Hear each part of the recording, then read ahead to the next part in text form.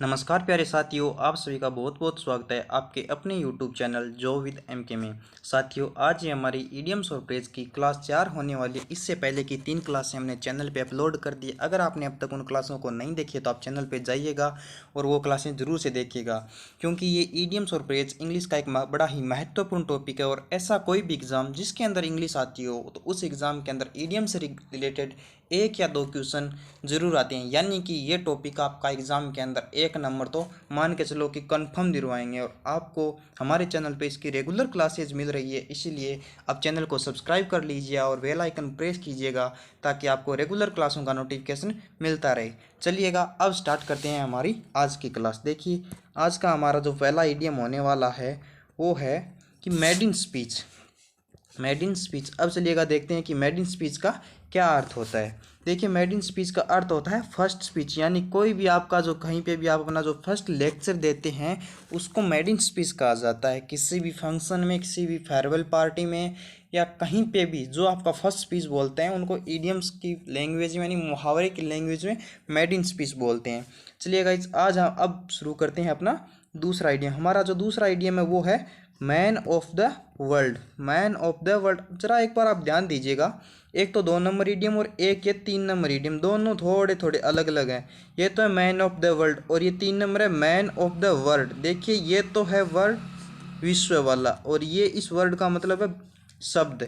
अब इन दोनों के अंदर क्या क्या अर्थ है, इन दोनों के क्या क्या मीनिंग्स निकलेंगे, आगे ईडियम्स के अकॉर्डिंग का क्या क्या अर्थ निकलेगा, चलिएगा अब हम उस पर गौर करते हैं। तो गाइस चलिए ध्यान देते हैं। ये जो मैन ऑफ वर्ल्ड है यानी विश्व वाला, इसका मतलब होता है एन एक्सपीरियंस्ड पर्सन, यानी ऐसा व्यक्ति जिसको अनुभव हो, या फिर हम उसको एक शब्द में बोल सकते हैं वन वर्ड के अंदर वेटरन। वेटरन का मतलब होता है अनुभवशाली व्यक्ति, जिसको हर एक चीज़ का एक्सपीरियंस हो, उसके लिए यूज होता है। यानी मैन ऑफ वर्ल्ड मतलब एन एक्सपीरियंस्ड पर्सन, एक ऐसा इंसान या एक ऐसा व्यक्ति जिसको हर एक चीज़ का एक्सपीरियंस हो। इसी के जस्ट अपोजिट, मतलब ये अपोजिट तो नहीं कह सकते इनको, ये जो वर्ड वाला इसका क्या अर्थ निकल के आता है, इसका निकल के आता है one who stays one's promise या प्लेस। एक ऐसा व्यक्ति जो अपनी, मतलब कहते हैं ना कि जो मैंने कह दी वो मेरे लिए लोहे की लकीर है, अब मैं इससे ना इधर हटने वाला ना इधर हटने वाला, यानी अपनी कही हुई बात पर अडिग रहने वाला व्यक्ति, तो उसके लिए इस वर्ड का यूज होता है, यानी इस इडियम का यूज होता है। A man of the world it mean one who stay one's promise या वन प्लेस। दोनों में देखिए बड़ा ही, सिर्फ एक शब्द का अंतर है, इसके अंदर एल आता है और इसके अंदर एल नहीं आता, लेकिन बड़ा ही कन्फ्यूजन क्रिएट करता है। तो आप ज़रा ध्यान से इन चीज़ों को पढ़िएगा, मेरी आपसे यही उम्मीद रहेगी। अब चलिएगा अगला हम 4 नंबर की बात करते हैं। 4 नंबर इडियम क्या कहता है? 4 नंबर इडियम कह रहा है कि ए रोलिंग स्टोन। रोलिंग स्टोन, देखिए स्टोन का मतलब होता है पत्थर और रोलिंग का मतलब वो लुढ़कता हुआ पत्थर है, रोलिंग स्टोन। तो देखिए इस चीज़, ये जो इडियम है इसका जस्ट अपोजिट अर्थ इसका निकलता है, और वो क्या निकलता है? One who never stays one's promise या प्लेस। एक ऐसा व्यक्ति जो अपने स्थान पे, एक स्थान पे या अपनी कही हुई बात पे नहीं ठहरता, यानी वो अडिंग नहीं रहता है। एक प्रकार से हम उसको कह सकते हैं कि भाई वो बेपेंदे का लोटा है, कभी किसी को कुछ कह जाता है और किसी को कुछ कह जाता है, लेकिन अपनी एक बात पे वो स्थायी या अडिंग नहीं रहता है। तो उस सेंस में इसका यूज किया जाता है। ओके, आई होप कि आप समझ रहे होंगे। और एक बात मैंने आपको पिछले वीडियोस के अंदर भी बताई थी और आज फिर बता रहा हूँ कि ईडियम, कोई भी ईडियम हो या कुछ भी हो, मतलब ईडियम का एक कोई फिक्स्ड अर्थ नहीं होता है। फिक्स्ड अर्थ का मतलब ये हुआ कि आप ये नहीं है कि इनका इंग्लिश टू हिंदी ट्रांसलेट करके इनका अर्थ निकालो। ग्रामरियन द्वारा इनका जो अर्थ सेट किया हुआ है, यानी जो मुहावरों का अर्थ जो हिंदी में होता है उन्हीं को इंग्लिश में किस रूप में हम कहते हैं, उसी आधार पे हमें इनका अर्थ निकालना होता है। तो आई होप कि आप इस बात को समझ रहे होंगे और अच्छे से पढ़ रहे होंगे। अब चलिए अगर इस बात करते हैं अगले 5 नंबर इडियम की, कि 5 नंबर इडियम के अंदर क्या दिया गया है। अब देखिए हमारा जो 5 नंबर इडियम है वो कह रहा है to turn coat.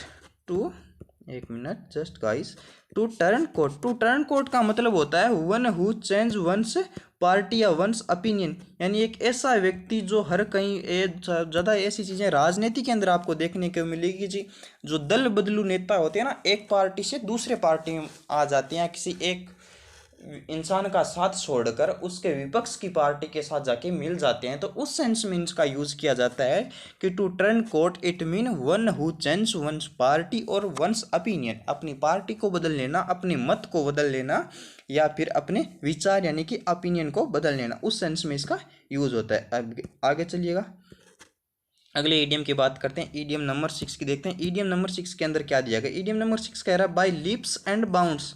Bye leaps and bounds का मतलब होता है कि वेरी रैपिडली एंड क्विकली।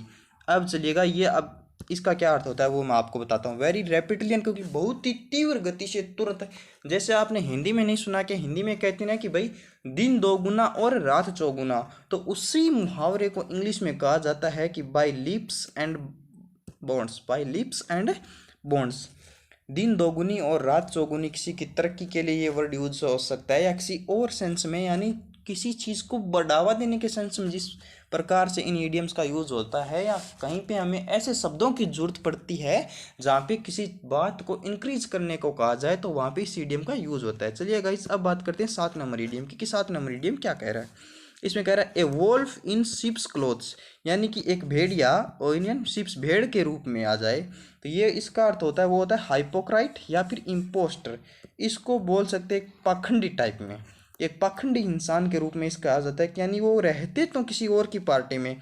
जैसे ये आप 5 नंबर ईडियम पे गौर कीजिए, बताया था ना आपको टू टर्न कोट वाले में, one who change one's party और ओपिनियन में, इसी टाइप के इंसान होते हैं जो दिखाते तो कुछ और है लेकिन अंदर से कुछ और होते हैं, यानी मुंह में राम बगल में छुरी वाले इंसान होते हैं कि भाई मैं हूं तो तेरे साथ, लेकिन असलियत में वो उसके विपक्ष के साथ खड़े होते हैं, तो उसके लिए यूज होता है इम्पोस्टर या हाइपोक्राइट।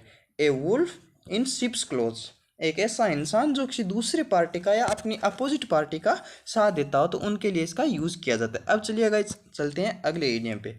अगला ईडियम 8 नंबर का जो हमारा ईडियम है वो कह रहा है एन ईगल्स आई। आई का मतलब आंखें और ईगल का मतलब होता है बाज की। ये बताना चाह रहा है कि एक ईगल की आंखें कैसी होती है, तो ईगल की आंखें आप सभी को पता है भाई ये कि ये शार्प आइज होती है, ए शार्प आई यानी तीखी आंखें। ईगल की आपने अगर वो बाज होता है आपने गौर किया हो या देखा हो, तो मतलब वो ऊपर स्ट्रेट उड़ता रहता है लेकिन वो अचानक से डाउन आता है, और किसी भी अपने शिकार को पकड़ने के लिए उस पर नज़र गड़ाए रखता है, तो इसकी सेंस में इसका यूज होता है कि एन ईगल आई यानी ये शार्प आई। अब चलिएगा इस अगले ईडियम की बात करते हैं, देखते हैं अगला ईडियम क्या कहता है। अगला ईडियम है 9 नंबर ईडियम, ये कहता है टू बियर इन माइंड, यानी किसी चीज़ को दिमाग में दोहराते रहना या दिमाग में किसी चीज़ को बार बार रिमेंबर करना, तो उसी सेंस में इसका यूज होता है, तो इसका अर्थ है टू रिमेंबर। अब ये हो गया। अब अगले यानी कि टू बियर इन माइंड का मतलब हो गया टू रिमेंबर। अब बात करते हैं अगले ईडियम की। अगला जो 10 नंबर का ईडियम वो कहता है ब्लैक एंड वाइट।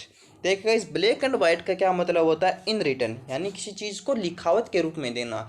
यानी कि मान लो कि आपने किसी इंसान को पैसे उधार दिए और आपने कहा कि भाई 1 महीने बाद मेरे को वापस दे देना। कोई इंसान आपसे इस बात पे पैसे ले रहा है कि मैं आपको 1 महीने बाद वापस दे दूंगा, तो आप कहोगे भाई क्या सबूत है, तो वो बोलेगा मैं भाई ब्लैक एंड वाइट में चाहिए, यानी मेरे को कोई भी बात या कोई प्रमाण है वो आप जो कह रहे हो मुझे लिखित में चाहिए, तो उस सेंस में इसका यूज होता है कि ब्लैक एंड वाइट यानी इन रिटर्न, किसी चीज़ को लिख के देना या अपनी बात को या किसी स्टेटमेंट को आप लिख के किसी को विज्ञापन टाइप में पकड़ाते हो, तो वहाँ पे इस चीज़ का यूज़ किया जाता है। चलिए गाइस अब हम बात करते हैं, देखिए थोड़ा सा चेंज है 10 नंबर और 11 नंबर में। 10 नंबर तो ब्लैक एंड वाइट, इसका अर्थ होता है इन रिटर्न। वहीं पे 11 नंबर का जो ईडियम वो है ब्लैक एंड ब्लू। ये तो सेम है, ये भी सेम है, लेकिन वाइट की जगह इसमें आ गया ब्लू, और इतना आते इसका पूरा का पूरा सेंस गड़बड़ा गया और पूरा का पूरा इसका अर्थ चेंज हो गया। अब चलिएगा इस देखते हैं कि इसके अर्थ पे क्या प्रभाव पड़ता है। ब्लैक एंड वाइट का मतलब होगा इन रिटन यानी लिखावट में किसी चीज़ को लेना, और ब्लैक एंड ब्लू का मतलब होता है बैडली बीटन यानी किसी की बुरी तरीके से पिटाई करना, या एक अजीबों तरीके से किसी की पिटाई कर देना कि इस हाल तक, इस हद तक उसकी पिटाई कर देना कि वो संभलने के खुद को संभाल तक नहीं पाए। चलिए गाइस एक बार इनको रिवाइज कर लीजिए ताकि आपको भी ये चीज़ याद है। An eagle's eyes it mean a sharp eyes, to bear in mind यानी कि टू रिमेंबर किसी चीज़ को याद रखना, ब्लैक एंड वाइट हो गया इन रिटर्न, और ब्लैक एंड ब्लू हो गया बैडली बिटेन। अब बात करते हैं पिछले इडियम्स की ओर। ए वुल्फ इन शिप्स क्लॉथ हो गया हाइपोक्राइट, इम्पोस्टर यानी पाखंडी लोग वाला, जो आपने वो कहानी नहीं सुनी क्या, भेड़िया आ गया चालाकी भेड़िया, तो उसी कहानी को लेकर ये इडियम बनाया गया। अगला है हमारा बाय लिप्स एंड बाउंड्स यानी वेरी रैपिडली यानी क्विकली, दिन दोगुना और रात चौगुना। अगला है टू टर्न कोट यानी चेंज अपनी किसी अपने दल बदल वाले नेता के लिए यूज़ हो गया। और इसके बाद ये हमारा जो पीछे का ये मेडिन स्पीच हो गया हमारा first speech, man of the world experienced person या वेटरन, और वहीं पे मैन ऑफ वर्ल्ड ये वाला हो गया जो एक स्थान पे अपनी कहीं भी बात पे अड़ा रहते हैं उसके लिए यूज़ हो गया। ए रोलिंग स्टोन हो गया वन हु जो अपनी बात पे नहीं अड़ा रहे या स्थिर नहीं रहे। गाइस आज की क्लास में बस इतना ही, उम्मीद करता हूँ आपको वीडियो पसंद आया होगा। अगर वीडियो आपको पसंद आया तो वीडियो को अपने दोस्तों के साथ शेयर जरूर कीजिएगा। अगर अब तक आपने चैनल को सब्सक्राइब नहीं किया तो चैनल को सब्सक्राइब कर लीजिएगा और वीडियो को लाइक एंड शेयर और अपना कमेंट जरूर कीजिएगा। मिलते हैं नेक्स्ट क्लास में।